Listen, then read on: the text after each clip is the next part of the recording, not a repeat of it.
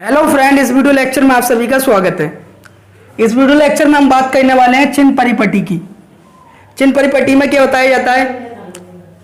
आपका दर्पण सूत्र होता है। क्या होता है? दर्पण सूत्र। तो आपका जो दर्पण सूत्र होता है वो न्यूमेरिकल के क्रम में आता है। तो आपका दर्पण सूत्र क्या होता है? 1/f बराबर 1/b प्लस के 1/u। तो आपकी जो चिन्ह परिपटी होती है वो ये बताती है जो हमारा f है, f का मान प्लस का होगा या माइनस का होगा। जो b है हमारा वो प्लस का होगा कि माइनस का होगा। जो हमारा u है वो प्लस का होगा कि माइनस का होगा। अब ये समझ ले f क्या होता है? f को कहते हैं हम फोकस दूरी। तो ये हमारा दर्पण सूत्र होता है, आपको याद होना चाहिए 1/f बराबर 1/b प्लस का 1/u।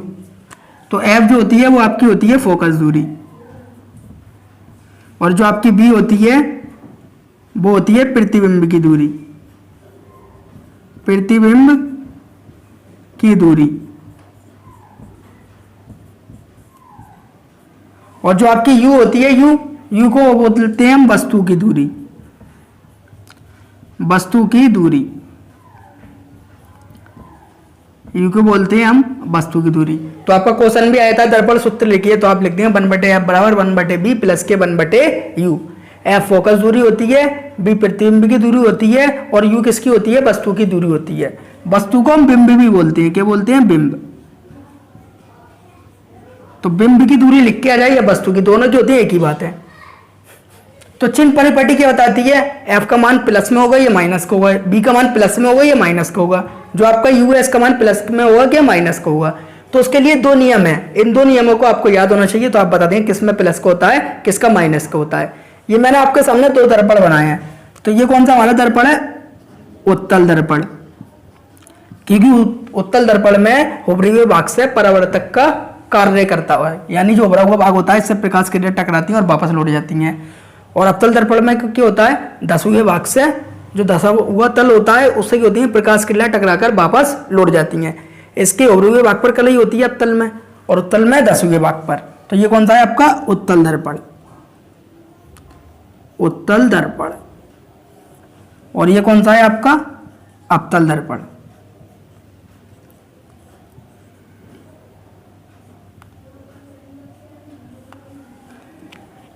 ये आपका उत्तल दर्पण है, ये आपको अवतल दर्पण। अब बात करते हैं हम फोकस दूरी क्या होती है हमारी। तो पहला चिन्ह परिपटी, सभी दूरियां ध्रुव P से नापी जाती हैं। सभी जो भी दूरी होती है वो किससे नापी जाती है? P से। तो आपकी जो P से F तक की दूरी होती है, जो आपकी P से F के बीच तक की दूरी होती है उसे हम कहते हैं फोकस दूरी। क्या कहते हैं? फोकस दूरी। ऐसे अब आप क्यों नहीं, F से P तक की भी दूरी फोकस दूरी हो जाएगी। वो तो बात सही है, लेकिन नियम क्या है? सभी दूरियां ध्रुव P से नापी जाती हैं। तो हम इधर से इधर क्यों नहीं नापेंगे? हम किधर से नापेंगे? P से F। क्या कहेंगे? P से F, यानी सभी दूरियां इधर से ही नापते हैं, इधर से नहीं नापते। ये क्या है? नियम है, रूल। और रूल फॉलो नहीं करेंगे तो आपका क्या हो जाएगा? गलत हो जाएगा। तो सभी दूरियां कहां से नापी जाती है? ध्रुव P से नापी जाती हैं। तो P से F के बीच की दूरी कहलाती है आपकी फोकस दूरी कहलाती है।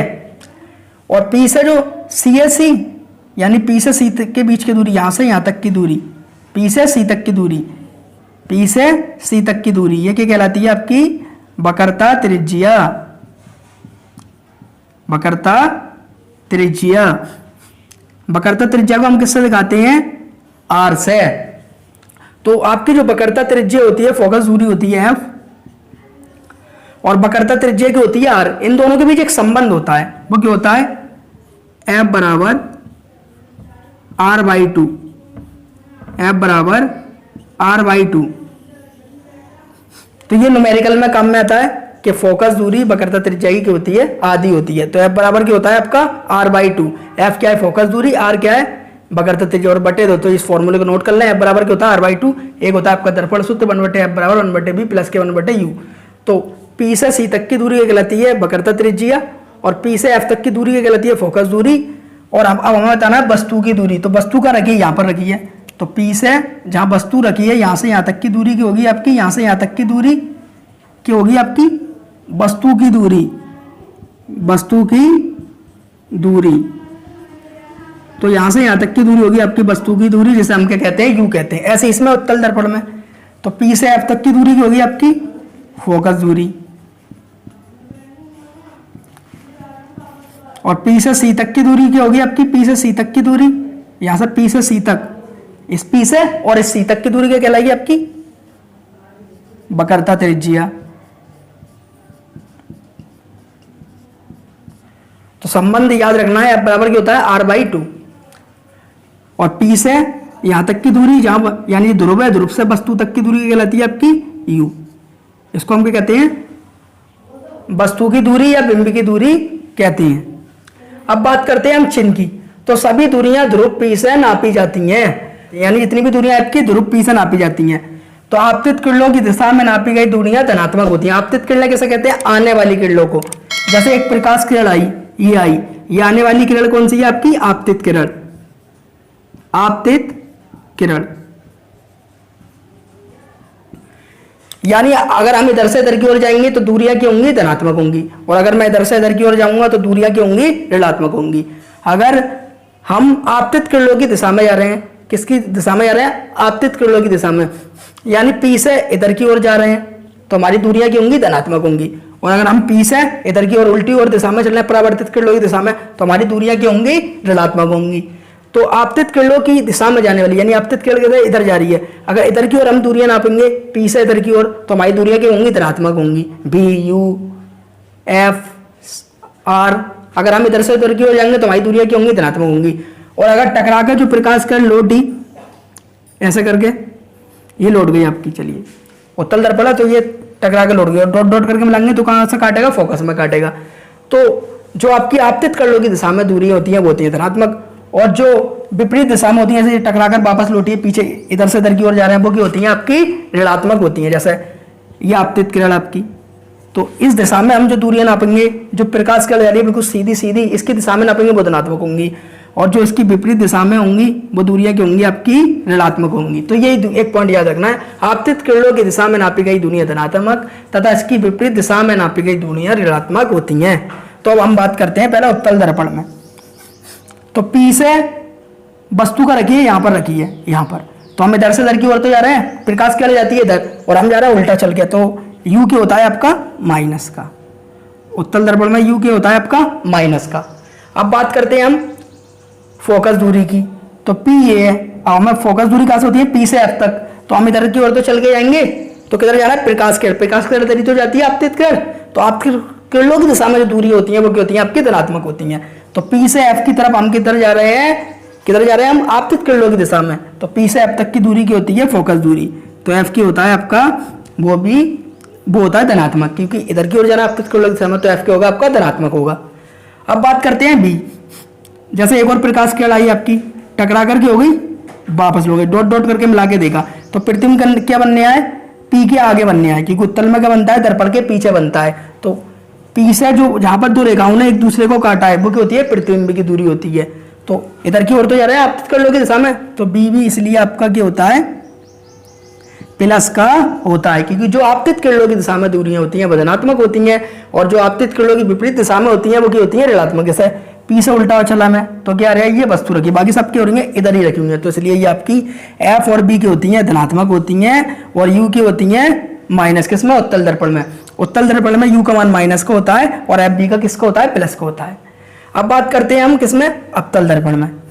तो वस्तु किधर रखी है, इधर रखी है, तो P से, ये P है आपका, P से B तक की दूरी क्या है, U, तो U का मान आपका क्या होगा, माइनस का होगा। क्यों होगा, क्योंकि हम उल्टा चल रहे हैं, प्रकाश किरण इधर आ रही है, आपतित किरण इधर आ रही है, इसकी दिशा में धनात्मक होती है, और हम क्यों जा रहे हैं उल्टा, तो उल्टा जा रहे हैं, तो इसलिए इसका मान होगा माइनस का। आपके बहुत अच्छा समझ में आ गया होगा। अब P से F तक की दूरी की होती है आपकी फोकस दूरी। अब हम इधर जा रहे हैं, आपतित किरण इधर नहीं, विपरीत जा रहे हैं, तो विपरीत जाते हैं तो क्या होता है, माइनस का, तो इसलिए आपका F का मान किसको होगा, माइनस का। अब बात करते हैं हम प्रतिबिंब की। तो एक प्रकाश किरण आई, मुख्य अक्ष के समांतर आई, और मुख्य अक्ष के समांतर जब प्रकाश किरण जाती है तो फोकस को काटती हुई जाती है। दूसरी प्रकाश किरण मैंने पकड़ता के अंदर C से भेज दी और उसी दिशा में वापस लौट गई। तो प्रतिबिंब का बनना है, यहाँ बनने है, यहाँ पर। तो हम इधर से इधर की ओर चल के आएंगे, जहाँ पर प्रतिबिंब दो रेखाएं काटी हैं और मुख्य अक्ष के जो बीच की दूरी है मुख्य अक्ष से ये हो गई है प्रतिबिंब की लंबाई हो गई है। तो P से हम यहाँ तक चल गए, तो प्रतिबिंब किधर चल गए हम, प्रतिबिंब इधर ही तो बनने आए। अगर सीधा बनने होता आपतित किरणों की दिशा में तो क्या होता, B धनात्मक होता, और हम प्रतिबिंब का बनने आए उल्टा बनने आए, यानी हम इधर से इधर की ओर चल के आ रहे हैं, तो BB क्या होता है आपका माइनस का होता है। तो आपको ये मोटी मोटी बातें हैं, इंपॉर्टेंट है, न्यूमेरिकल में काम में आएंगी, मोटी बातें हैं ये। तो मोटी बात ये है, अगर आपतित किरणों की दिशा में दूरी होंगी धनात्मक होंगी, यानी P से हम इधर की ओर जाएंगे तो दूरियां धनात्मक आएंगी, और अगर उल्टा चल के जाएंगे तो दूरियां ऋणात्मक आएंगी। तो उत्तल दर्पण में U माइनस का होता है, FB की होता है प्लस का होता है, और अवतल दर्पण में UB माइनस का होता है, FB माइनस का होता है, और आपका BB माइनस का होता है। और दर्पण सूत्र याद रखना, ये न्यूमेरिकल में काम में आएगा, और ये वाला F बराबर R/2। तो दर्पण सूत्र क्या होता है 1/F बराबर 1/B प्लस के 1/U। एक इंपॉर्टेंट बात ये है सूत्र से रिलेटिव, यानी जो इनके मान है वो एक ही राशि में होने चाहिए, एक ही मात्रक में होना चाहिए। जैसे F है, F का मान सेंटीमीटर में है तो आपका BB सेंटीमीटर में होना चाहिए, और U का मान भी किस में होना चाहिए, सेंटीमीटर में। अगर F का मान उसने दे दिया है मीटर में और इन दोनों के मान दिए हैं सेंटीमीटर में, तो या इन दोनों को आप मीटर में बदलें या इसको सेंटीमीटर में बदलें, तो यहाँ पर जो मान लगेंगे वो एक ही राशि में लगेंगे, एक ही मात्रक में लगेंगे। अगर मीटर में दिया हुआ है तो सबको मीटर में करना, अगर सेंटीमीटर में दिया है तो सबको सेंटीमीटर में करना, ये बात आपको याद रखनी है। तो ये दर्पण सूत्र होता है, इसको याद रखना है। और दो मोटी बात याद रखना है, सभी दूरियां ध्रुव P से मापी जाती हैं, तो P से ही सभी दूरियां नापना है, ऐसे इधर की ओर नहीं आना। और आपतित किरणों की दिशा में दूरियां धनात्मक होती हैं और विपरीत दिशा में क्या होती हैं, ऋणात्मक होती हैं। अगले लेक्चर में हम बात करेंगे इसके न्यूमेरिकल की, तो इसका आप स्क्रीनशॉट ले लें। उम्मीद है आपको वीडियो अच्छी लगी होगी। वीडियो अच्छी लगी हो तो वीडियो को लाइक करें और हमारे चैनल को सब्सक्राइब करें और अपने दोस्तों को शेयर करना ना भूलें। ऐसी वीडियो मैं आपके लिए लाता रहता हूं। Thank you watching the video.